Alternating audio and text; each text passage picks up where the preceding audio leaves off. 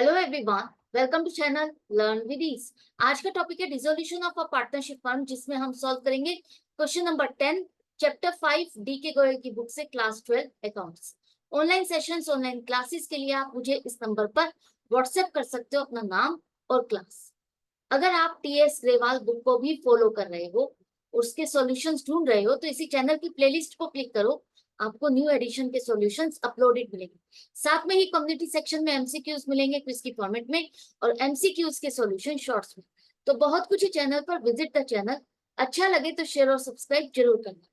Question में 3 partner है P Q R, profit sharing ratio 1:2:2 है। 31 मार्च 2024 की आपको बैलेंस शीट दी गई है। अब इसी डेट को इन्होंने फर्म को डिसॉल्व कर दिया, मतलब बिजनेस को वाइंड अप कर रहे हैं।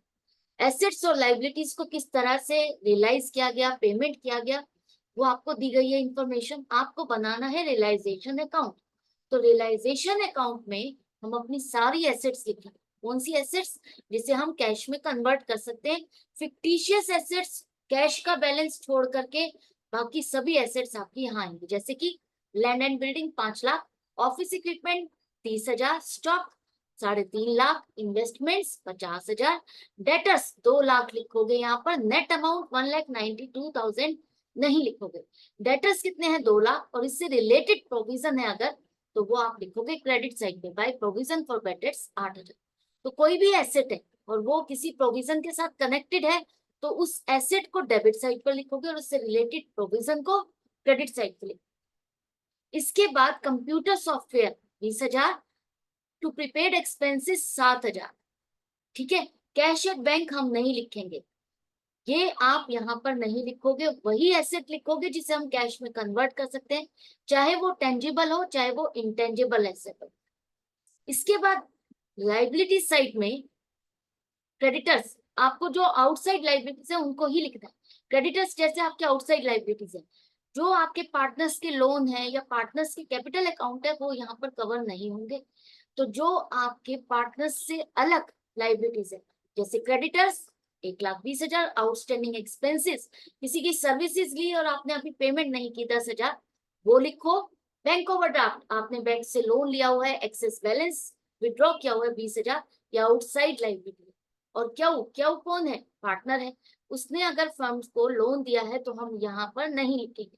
सिर्फ third party loans, third party liabilities, वही आप यहाँ पर कवर करोगे। अब लाइबिलिटीज और एसेट्स लिखने के बाद अब आप देखोगे कि एसेट्स को बेच करके आपको कितना पैसा मिला। तो सबसे पहले देखो, यहाँ पर ऑफिस इक्विपमेंट है, कितने का? 30,000 का, जो कि आपका एक क्रेडिटर था 25,000 रुपए, जिसे आपको पे करना था। उसने आपका ये ऑफिस इक्विपमेंट लिया और वो फुल सेटलमेंट हो गई। मतलब 25,000 के क्रेडिटर को आपने अपना ये ऑफिस इक्विपमेंट दे दिया।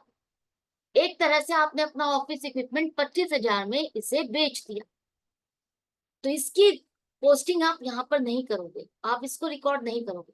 अगर कोई एसेट और लाइबिलिटी आपस में एडजस्ट हो जाती, चाहे अमाउंट का डिफरेंस है, तो आप यही मान के चलोगे कि वो एसेट आपने इतने में बेच दी। अगर आप इसको रिकॉर्ड भी करते तो क्या होता कि ऑफिस इक्विपमेंट को हमने 25,000 में बेचा, तो यहाँ लिखते बाय बैंक अकाउंट 25,000 रुपए, और उसी क्रेडिटर की पेमेंट दिखाते कि आपने उसकी पेमेंट कर दी टू बैंक अकाउंट 25,000। तो एक दूसरे को नलीफाई ही कर रहे हैं ना। तो इससे अच्छा है हम उसको रिकॉर्ड ही नहीं करें। हम प्रॉफिट और लॉस की तो बात ही नहीं कर रहे, हम सीधा सीधा कह रहे हैं कि ठीक है, 30,000 का हमारा ऑफिस इक्विपमेंट इस 25,000 के क्रेडिटर्स के साथ एडजस्ट हो गया। अभी बाकी 95,000 के क्रेडिटर्स बाकी हैं, पूरे सेटल नहीं हुए, सिर्फ 25,000 के क्रेडिटर्स सेटल हुए। इसके बाद यहाँ पर देखो लैंड एंड बिल्डिंग, जो कि हमें बेच करके 6 लाख रुपए मिले। 5 लाख की लैंड एंड बिल्डिंग, 6 लाख रुपए मिल रहे। स्टॉक 80%, स्टॉक को हमने बेचा और उससे 80% पेमेंट मिली। स्टॉक को बेच करके इसकी 80% वैल्यू हमें रियलाइज हुई। तो 3.5 लाख का स्टॉक हमने कितने में बेचा? 2,80,000। मतलब कि इसको बेच करके हमें इसकी वैल्यू का सिर्फ और सिर्फ 80% ही अमाउंट मिल पाया। बाकी लॉस है 20% रिड्यूस हो गया, मतलब 20% कम पैसा मिला। 70,000 रुपए हमें कम रुपए में मिले, 2,80,000 रुपए में ही हम इसको बेच पाए। इसके बाद डेटर्स, डेटर्स कितने हैं? 2 लाख के, जो कि कहा है कि 90% ही रियलाइज हो पाए। मतलब 2 लाख के डेटर्स में से सिर्फ 90%, मतलब 1,80,000 की ही पेमेंट हमें मिली, बाकी 20,000 डूब गए। तो ये तो आपको जो इन्फॉर्मेशन दी थी उसके अकॉर्डिंग हमने लिख लिया 6 लाख, 2,80,000, 1,80,000, 10,60,000 की आपको एसेट्स रियलाइज हो गई। अब आप देखो यहाँ पर, क्या हमने सारी एसेट्स कवर कर लिए? लैंड एंड बिल्डिंग हो गया, ऑफिस इक्विपमेंट आपका क्रेडिटर ने ले लिया, स्टॉक हो गया और डेटर्स हो गए। इन्वेस्टमेंट रहता है, ये 50,000 की इन्वेस्टमेंट का क्या हुआ? हमने या तो बेचा नहीं, या बेचा तो हमें इसलिए कुछ लॉस हुआ, पेमेंट मिली या नहीं मिली, क्या हुआ? क्वेश्चन में तो कुछ नहीं मेंशन। तो उस केस में आपको ये लेके चलना है कि ये जो 50,000 की इन्वेस्टमेंट है, आपने इसको बेचा और पूरे 50,000 रुपए ही मिल गए।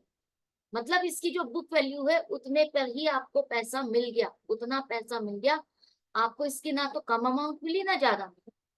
तो जब कोई इंफॉर्मेशन ना हो किसी एसेट की, तो आपको उसका यही मानना है कि उसकी बुक वैल्यू से आपने उसको बेचा और उतना ही पैसा आपको मिल गया। डेटर्स हम कवर कर चुके। कंप्यूटर सॉफ्टवेयर और प्रीपेड एक्सपेंसेस, ये क्या है? इंटेंजिबल एसेट्स है। और इंटेंजिबल एसेट्स के बारे में अगर कोई इंफॉर्मेशन नहीं मिली, यहाँ पर कुछ भी इंफॉर्मेशन नहीं दी, तो उस केस में आप यही मान के चलोगे कि इनको आप बेच करके कुछ भी नहीं पा सके, इनकी वैल्यू जीरो है, इनको आपको बेच करके कुछ भी नहीं मिला। कंप्यूटर सॉफ्टवेयर इंटेंजिबल एसेट है जिसे आप टच नहीं कर सकते। बेचते तो हाँ, पैसा मिल सकता था, लेकिन आपको कुछ नहीं मिला। मिलता तो आपको यहाँ पर इंफॉर्मेशन होती। इंटेंजिबल एसेट के केस में जब तक इंफॉर्मेशन ना हो, तब तक आप उसका नहीं लेके चलोगे कि उसको बेच करके आपको कुछ मिला। ठीक है, तो इंटेंजिबल एसेट्स, कंप्यूटर सॉफ्टवेयर और प्रीपेड एक्सपेंस के बारे में कोई इंफॉर्मेशन नहीं है, तो हम ये मान के चलेंगे पूरा का पूरा लॉस है, हमें इसको बेच करके कुछ नहीं। एसेट्स आपकी कवर हो गई। अब आ जाओ लाइबिलिटीज साइड पे। लाइबिलिटीज साइड पे क्रेडिटर्स में प्रोविजन फॉर डाउटफुल डेट्स तो आपका हो गया। जो आपके डेटर्स थे 2 लाख, वो आपको 1,80,000 मिले, वो आपके 20,000 के जो बेड डेट्स हो गए वो ऑलरेडी एडजस्ट हो गए। आपने ये 8,000 का एक तरह से जो पहले खर्चा बुक किया हुआ था, एक तरह से आप इनकम बुक कर रहे हो। यहाँ पर हम क्या करें? Realisation of asset.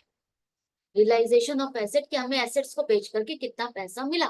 तो ये 8,000 का एक तरह से आपने वापस से रिवर्स कर लिया जो खर्चा आप पहले डाल चुके थे। अब अगर आपको कम पैसा मिला तो वही आपने बुक किया। तो अल्टीमेटली देखो, अगर आपको 20,000 का नुकसान हुआ था, तो 20,000 में से 8,000 तो ये भी बुक कर दिया, तो 1,88,000 तो आपने बुक कर ही लिए ना। तो 12,000 का ही नुकसान आपका नेट लॉस जब नेट अमाउंट निकालोगे तब आएगा। तो कंफ्यूज नहीं होना, टेंशन नहीं लेनी। प्रोविजन फॉर डाउटफुल डेट्स को भूल जाओ। डेटर्स जितने में पैसा मिला बस उतने में ही बुक करोगे, एडजस्ट नहीं करने लगना। तो इसके बाद अब क्रेडिटर्स आपके थे 1,20,000। 1,20,000 में से 25,000 के तो क्रेडिटर्स आपके सेट ऑफ हो गए, खत्म हो गए, हमने उसको अपना ऑफिस इक्विपमेंट दे दिया। बाकी बचे 95,000। अगर यहाँ पर कोई इंफॉर्मेशन नहीं दी कि इन लाइबिलिटीज को बाकियों को पेमेंट किया गया नहीं किया गया, तो आप बाकी लाइबिलिटीज को यही मान के चलोगे कि इनकी जितनी वैल्यू है, जितने से आपने रिकॉर्ड किया है, उतनी पूरी पूरी पेमेंट कर दी गई। तो क्रेडिटर्स जो 95,000 के बच गए थे उनको हमने पेमेंट की। आउटस्टैंडिंग एक्सपेंस जो खर्चा था, जो आपने सर्विसेज ले ली पेमेंट नहीं की, वो 10,000 आपने पूरी पेमेंट की। बैंक ओवरड्राफ्ट ये 20,000 आपने पूरा पे कर दिया। तो ये वो लाइबिलिटीज थी जो आपको पे करनी थी, 1,25,000। अब यहाँ पर एक इंपॉर्टेंट पॉइंट है, इसको ध्यान से समझते हैं। क्यों ने फर्म को लोन दिया हुआ है और उस लोन को फर्म ने जो पे किया उसको एक इंटरेस्ट के साथ पे किया है, जो कि हमने बुक्स में रिकॉर्ड ही नहीं किया था। 6,000 का हमने उसको इंटरेस्ट भी दिया है। तो ये एक अनरिकॉर्डेड खर्चा आ गया, एक अनरिकॉर्डेड लाइबिलिटी आ गई जो आपको करना पड़ा। लोन तो पे करोगे, साथ में ये 6,000 का खर्चा भी आपको करना है। तो ये अनरिकॉर्डेड है। अब ये एंड टाइम है, आप बिजनेस को वाइंड अप कर रहे हो, तो इस टाइम पर जो भी खर्चा इनकम है, फाइनली अब आप यहाँ पर लिखोगे ये 6,000 आप अगर आपको एक्स्ट्रा पे करना पड़ रहा है। बेशक पार्टनर के लोन का इंटरेस्ट आपको पे करना पड़ रहा है, लेकिन ये एक्स्ट्रा खर्चा है जो आपको और पे करना पड़ रहा है, उसे आप यहाँ रियलाइजेशन अकाउंट में ही लिखोगे कि to bank account interest on Q's loan 6,000। तो इस क्वेश्चन में दो इंपॉर्टेंट पॉइंट थे जो आपको समझने थे। एक तो जो एक्स्ट्रा खर्चा आपको पे करना पड़ रहा है, अनरिकॉर्डेड एक्सपेंस है या इनकम है, वो आप एंड टाइम पर अगर आपके पास आता है तो वो आप यहाँ पर लिखोगे। दूसरा, इंटेंजिबल एसेट्स, अगर उनकी रियलाइजेबल वैल्यू यहाँ पर नहीं लिखी तो नील लेके चलोगे। और कोई एसेट है टेंजिबल जिसकी वैल्यू यहाँ पर नहीं दी कि उसको हमने कितने में बेचा, तो टेंजिबल एसेट के केस में आप उसको पूरी बुक वैल्यू से मान के चलोगे कि हमने बेच दिया। ये सब कुछ समझ में आ गया। सब कुछ करने के बाद अब बारी आती है कि हम चेक करें कि हमें लॉस हुआ या प्रॉफिट हुआ। तो डेबिट साइड का टोटल ज्यादा है 12,88,000 और यहाँ 12,68,000, मतलब 20,000 का लॉस हो रहा है। तो 20,000 का लॉस इनकी प्रॉफिट शेयरिंग रेशो के हिसाब से बांटोगे तो PQR के अकाउंट को हम डेबिट करेंगे और रियलाइजेशन अकाउंट आपका क्रेडिट होगा। ये हो गया 20,000 आपने ट्रांसफर कर दिया। इसके बाद यहाँ पर लिखो एंड में टोटल 12,88,000, 12,88,000। क्लियर है? अच्छे से समझ में आ गया? ये रियलाइजेशन अकाउंट आपका कंप्लीट हो गया। तो यही क्वेश्चन में कहा था, ये हमने कर लिया। आई होप आपको अच्छे से समझ में आ गया। तो मिलते हैं नेक्स्ट वीडियो में नेक्स्ट क्वेश्चन के साथ। अपनी प्रैक्टिस जारी रखना, कनेक्टेड रहना। जितनी प्रैक्टिस करोगे आपका ही हार्ड वर्क आपके लिए हेल्पफुल प्रूव होगा। आपको एग्जाम में आपको लगेगा कि हाँ मैंने बहुत मेहनत की है, कॉन्फिडेंस बिल्ड होगा, आपकी स्पीड इंक्रीज होगी, एक्यूरेसी लेवल इंक्रीज होगा। तो जितना आप हार्ड वर्क करोगे, जितना आप आज टाइम लगाओगे, पेशेंस के साथ सीखोगे, उतना ही आपके लिए बेनिफिट होगा। तो मिलते हैं नेक्स्ट वीडियो में। Good bye and take care.